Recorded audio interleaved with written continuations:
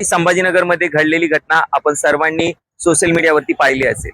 एका तरुणानं टोकाचं पाऊल उचललं, आत्महत्या करण्याचा प्रयत्न केला।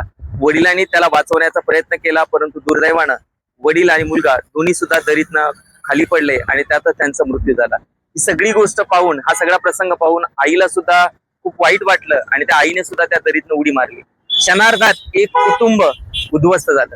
खरंच या घटनेनं संपूर्ण महाराष्ट्र हादरलाय। अतिशय दुर्दैवी घटना घडली आहे। म्हणजे या घटनेतनं आपल्याला काय समजतं, तर खास करून मी माझ्या तरुण भावांना आणि तरुण बहिणींना सांगू इच्छितो। म्हणजे असं सांगितलं जातंय की त्याला आयफोन घ्यायचा होता म्हणून तो त्यांच्या आईवडिलांसोबत त्या कुणालच्या आईवडिलांसोबत वाद झाले। काही जण सांगतायत की त्याला पैसे म्हणजे आयफोनचा हप्ता भरायचा होता म्हणून वाद झाला आणि त्याच्यामुळे त्याने ती आत्महत्या केली। म्हणजे अनेक वेगवेगळी कारणं समोर येत आहेत, परंतु ही खरं काय खोटं काय हे सांगायला ना कुणाल जिवंत आहेत ना त्याच्या आई वडील जिवंत आहेत।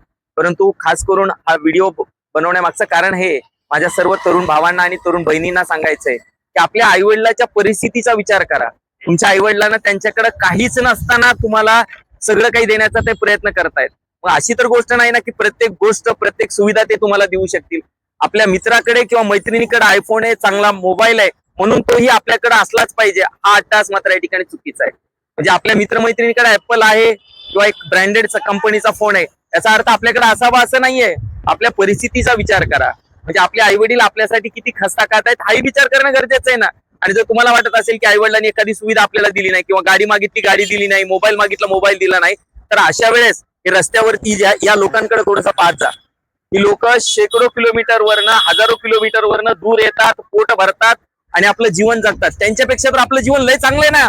आपल्याला 3 टाइम खायला आहे, प्रत्येक गोष्ट जे वडिलांनी मागितलं ती प्रत्येक सुविधा आपल्याकडे आहे। गाडी खाली गाडी आहे, हातामध्ये 15-16 हजाराचा मोबाईल आहे आणि आणखीन काय पाहिजे। याही मोबाईल मध्ये तेच होतं ना। जर आपल्या आई वडिलांची परिस्थिती आहे ना, बिलकुल त्यांच्याकडे हट्ट करा, हट्ट करायला काहीच हरकत नाही। पण आपल्या आई वडिलांची परिस्थिती नसताना जर आपण हट्ट करत असू आणि त्याच्यातनं नैराश्य येत असेल आणि त्याच्यातनं जर अशा गोष्टी होत असतील तर हे निश्चितच चुकीचं आहे। त्यामुळे या सगळ्या गोष्टींचा विचार करायला पाहिजे। आणि मायबापाला सुद्धा विनंती आहे, आपल्या मुला मुलींची प्रत्येक इच्छा पूर्ण करू नका।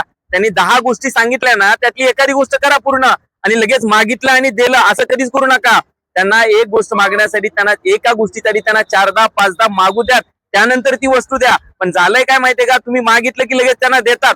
मग 10 वेळा मागितलं दिलं समाधान होतं त्यांचं, परंतु 11 वेळेस त्यांनी मागितलं आणि तुमच्याकडे परिस्थिती नसेल किंवा तुम्ही त्याला एबल नसाल देण्यासाठी, त्यावेळेस तुमची मुलं नाराज होतात। त्यामुळे मुलांसोबत चांगला संपर्क ठेवा, त्यांना समजून सांगण्याचा प्रयत्न करा आणि कोणतीही गोष्ट मागितली की लगेच देऊ नका, नाहीतर असे प्रसंग म्हणजे असे प्रसंग या ठिकाणी येऊ शकतात।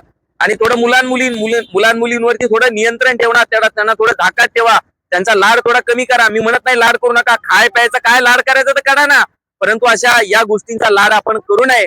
कारण की हा जो प्रसंग आहे खरंच सगळ्यांसाठी तो दुःखदायक आहे। त्या कुणाला त्याच्या आई वडिलांना चिरकाल शांती भेटो एवढंच भावना व्यक्त करतो आणि थांबतो। रामकृष्ण हरी।